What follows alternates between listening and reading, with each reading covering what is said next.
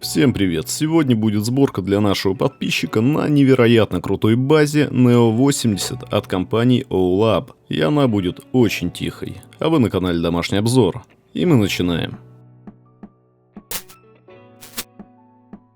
И перед вами Neo 80. Фактически это входной билет в премиум сегмент кастомных клавиатур. И я говорю это без преувеличения. Достаточно взглянуть на то, как она упакована, какой у нее комплект, чтобы понять, что это не просто база, которую вы купили где-нибудь на AliExpress. Все сделано именно так, чтобы с того момента, как вы взяли в руки кейс, вы понимали, за что вы отдали деньги. А с того момента, как вы его откроете, пути назад уже не будет. Вам не захочется покупать более дешевую базу, вы будете смотреть только на премиум. Но подумайте заранее, цены там кусаются. Например, вот эта белая база, без лишних опций, практически в базовой комплектации, может обойтись от 23 и до 27 тысяч рублей. И это лишь входной билет. Представьте, если входной билет стоит столько, то сколько же стоит средняя база в премиум сегменте? Очень дорого. А теперь давайте поговорим про комплектацию. У меня в руках пакет со стойками и о-рингом для O-Ring Gasket Mount. Здесь несколько маунтов, и их можно менять, когда захотите. В следующем пакете лежат ножки для базы в двух цветах и рассеиватель для светодиода, а также запасные прокладки для Force Break мода, которые выполнены в виде силиконовых прокладок по краям. В следующем пакете у нас лежат прокладки для Gasket Mount и Damping Gasket Mount. Gasket — это прокладка, а Mount — это тип крепления, соответственно, крепление плейта и платы на прокладках. И для этого выделили целых 3 кармашка. В верхнем большом кармашке у нас лежат стоковые стабилизаторы, они достаточно крутые, но я буду использовать TX. Хотя без этих тоже не обойдется, ведь у нас тихая клавиатура, а TX иногда умеет расстраивать. Далее мы наблюдаем очень большой пакет с платой и шумоизоляцией. Все необходимое, включая донгл, который приклеен к этому пакету и лежит в отдельном zip-пакете. Плата у нас трехмодовая.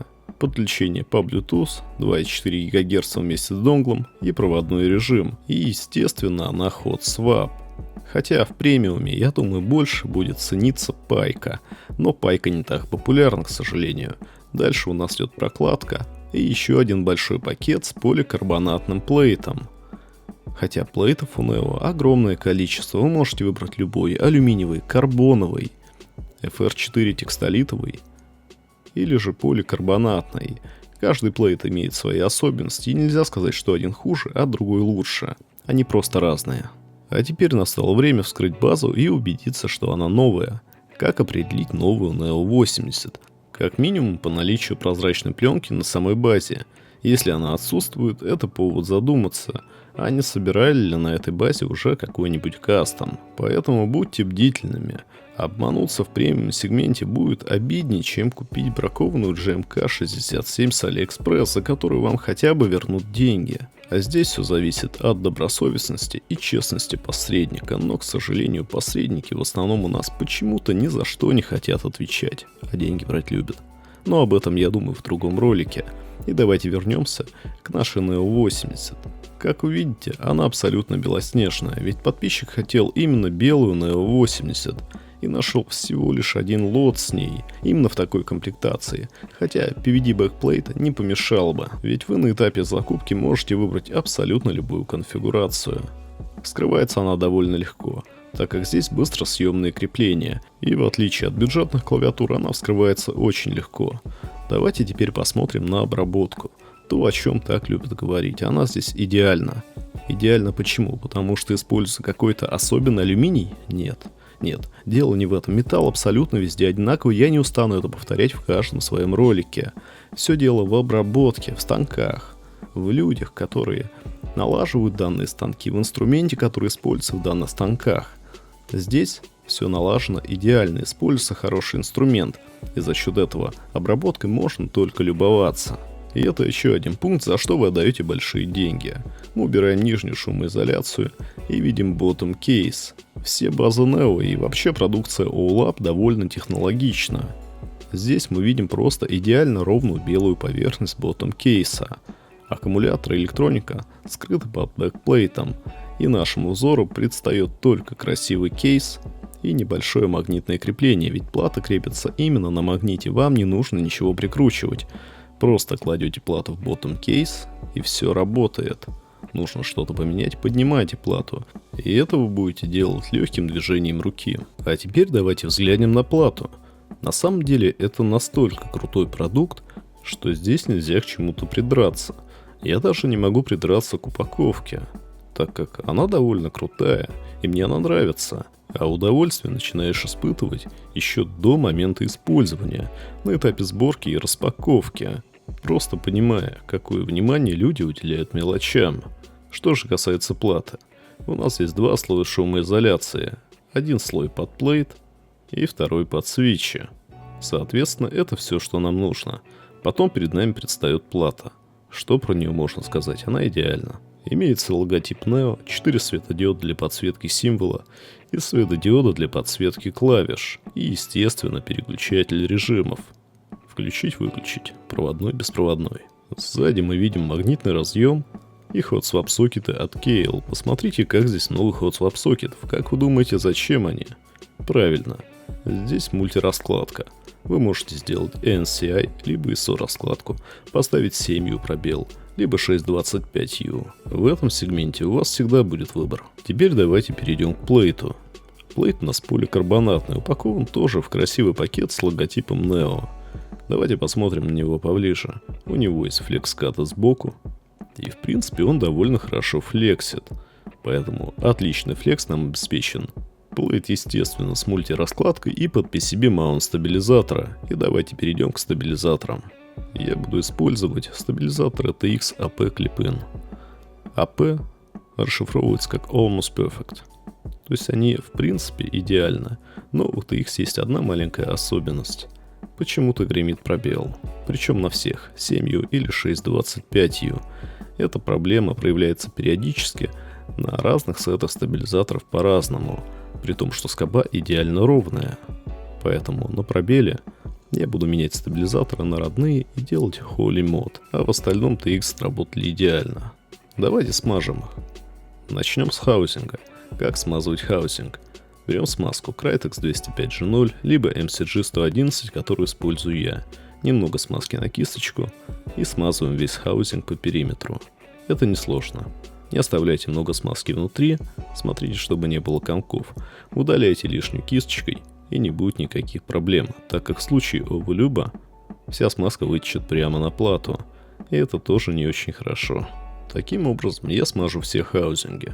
Когда все хаусинги смазаны, берем стем. Держателем для стемов он стоит недорого. Я думаю, вы себе сможете его позволить.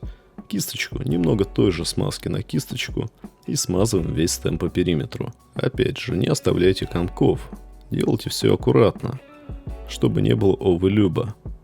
А чтобы его не было, возьмите Crytex 205G0, если вы новичок. Так вам будет проще контролировать количество смазки на элементах. А MCG 111 оставьте на потом, когда наберетесь опыта, так как из-за ее консистенции ее очень трудно контролировать. А самое главное в смазке – это контроль. Итак, я смазал один стем и таким образом смажу все остальные. Но перед этим берем уже заранее смазанный хаусинг и устанавливаем стем в хаусинг. То есть мы подготавливаем базу под сборку стабилизаторов. При установке стема в хаусинг обратите внимание, что в хаусинге есть паз, а в стеме вырез. Это исключит неправильную установку стема в хаусинг. А я тем временем аналогичным образом смазываю все стемы и устанавливаю их в хаусинге. После того, как мы смазали все стемы и установили их в хаусинге, берем смазку Crytex XHDBDZ. Она очень густая и используется для скоб-стабилизаторов.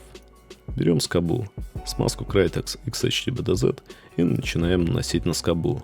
Наносить нужно ровно столько, чтобы материала скобы было не видно. И была одна лишь смазка. Наносить можно аккуратно, можно неаккуратно. Как хотите, главное, чтобы это работало. Если будет слишком много смазки, стабилизатор может ходить очень тяжело или вовсе заклинить. Если будет очень мало смазки, он будет греметь. Поэтому нужно оптимальное количество и наносится она очень тяжело. Придется потренироваться. Также смазку нужно наносить не только на рабочую область скобы, а заходить чуть-чуть за края. По одной простой причине. В этом месте происходит контакт скобы с хаусингом стабилизатора. А так как скоба у нас вращается, а не просто стоит на месте, там будет трение металла о пластик, поэтому его тоже нужно исключить. После того, как мы смазали скобу, собираем стабилизатор, устанавливая скобу в стем и фиксируя в хаузинге. После того, как вы собрали стабилизатор, не забудьте проверить его. Это очень важно. А этим временем соберу оставшиеся стабилизаторы. После того, как все стабилизаторы собраны, берем плату, кладем один слой шумоизоляции и устанавливаем стабилизаторы. Как это сделать? У меня стабилизаторы Clip-In. Даже судя по названию, понятно, что их нужно просто защелкнуть, но еще при этом дополнительно зафиксировать. Я беру скобу 625U для пробела, устанавливаю соответствующие посадочные места, просто защелкивая стабилизатор в плате. Это достаточно просто, если вы купили стабилизаторы, которые соответствуют толщине вашей печатной платы. Соответственно, у меня печатная плата, или по-другому PCB, 1,6 мм толщиной. И стабилизатор под плату 1,6 мм. Этот факт нужно тоже учитывать, чтобы случайно не проделать работу впустую, купив, например, для Neo стабилизатор толщиной 1,2 мм. Как вы видите, после того, как мы защелкнули, они сидят довольно плотно, но фиксировать все равно нужно, ведь со временем защелки могут ослабнуть, и у нас будут довольно неприятные последствия в виде неприятных звуков, издаваемых теми самыми стабилизаторами. И вот я было установил все стабилизаторы, но есть один нюанс. Клавиатура у нас тихая, а стабилизаторы PCB Mount. И без таких стикеров из материала они будут стучать о плату.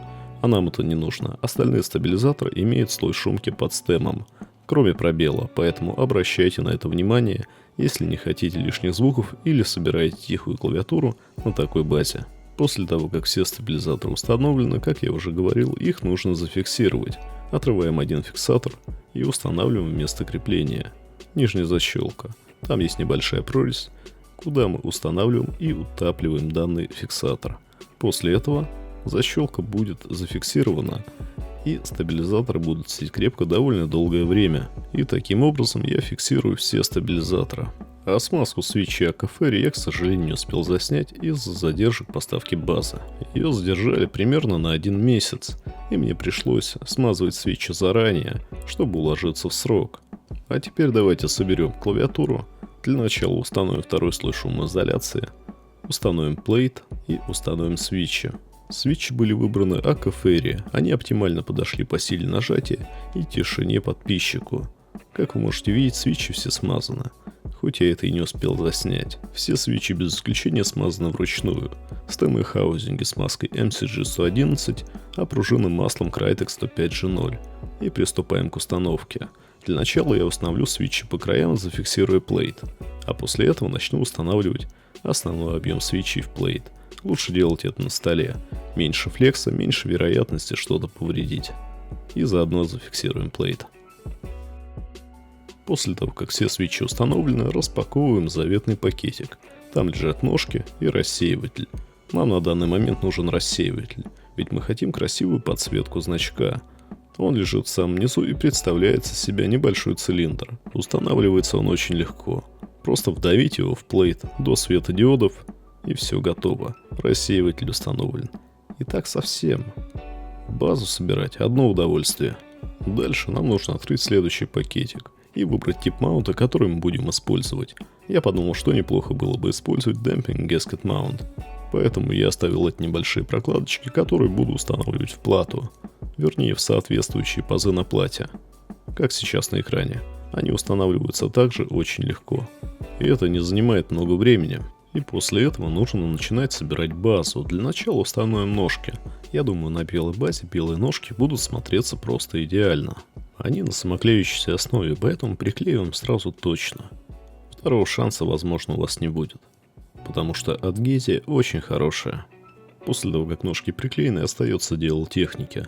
Устанавливаем шумоизоляцию, равняем ее. И просто кладем плату с плейтом. Все готово. Клавиатура собрана. Вы видите, как это легко. Намного легче, чем прикручивать 150 винтов, так как нам нужно просто положить топ-кейс и защелкнуть его. Также мы можем включить клавиатуру и проверить, работает ли она. Увидим горящий светодиод. Да, клавиатура работает. можно приступать к установке кейкапов.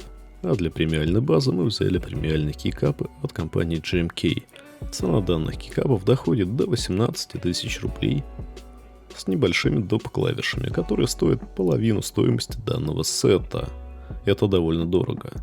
Но это премиум. Это лучшее, что есть на рынке. И ради этого, я думаю, стоит потратиться. У меня аналогичный сет, только DualShock. И я ничуть не жалею, что отдал за него такие деньги. Многие могут со мной поспорить, сказать, что у них есть брак, а у кого нет брака. На производстве работают люди. И за счет этого эти кейкапы уникальны. Я думаю, большую часть зарплаты получает именно дизайнер, так как дизайн у них неповторимый. Вы не найдете вторых таких кейкапов у другого производителя, хотя все копируют у всех. Поэтому данную фирму выбирают именно из-за дизайна кейкапов, а не из-за супер качества. Естественно, его здесь не будет, так как везде есть человеческий фактор. Да, это Made in Germany. Это Германия, но с другой стороны, какая разница? Все люди одинаковые, все допускают ошибки, и если вы задумались о том, что стоит ли брать эти кейкапы, потому что они достаточно или недостаточно качественны, значит они вам просто не нужны, так как увидев дизайн один раз, если он понравился, не задумываешься о том, какое здесь качество, и не обращаешь внимания на мелочи, потому что GMK это в первую очередь про эстетику и красоту. А потом уже только про качество, и тем не менее за свою стоимость оно здесь на высоте. Хоть и есть небольшие огрехи. Опять же повторюсь, а у кого их нет. И под конец я хочу подвести небольшие итоги. Получилась довольно красивая, гармоничная и удобная кастомная клавиатура в премиум сегменте. Хоть это самое начало премиума, самая верхушка айсберга, это того стоит. Кейкапы GMK и Redline вписались просто идеально. Клавиатура получилась максимально тихой и тактильно приятной за счет хорошего флекса. Конечно, само ощущение данной базы непередаваемо. Это нужно попробовать. Скоро на канале будет еще больше премиальных сборок. А вы оставайтесь слушать тайпинг. Делайте правильный выбор. С вами был Домашний обзор. Пока.